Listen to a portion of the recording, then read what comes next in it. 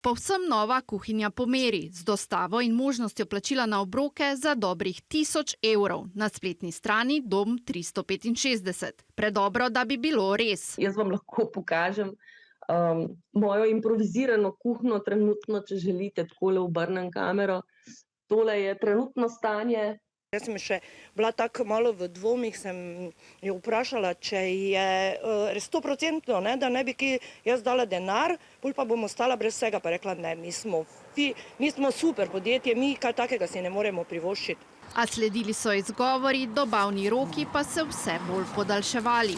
Alenka Kramar, ki stoji za podjetjem, naj bi po ocenah zavedenih kupcev pobrala za najmanj 20 000 evrov avansov. Opeharjenih strank, ki so se zdaj povezale tudi v skupino na Facebooku, je več 10. In čeprav je podjetje Dom 365 od 10. aprila v stečaju, pa spletna stran za naročanje še zmeraj deluje. Telefon danes sicer zvoni v prazno. Še pred nekaj dnevi pa naj bi Kramarjeva celo pobirala akontacije. Kolegica je celo klicala, se je z njo pogovarjala in ona rekla, da ji bo poslala predračun za kuhinjo.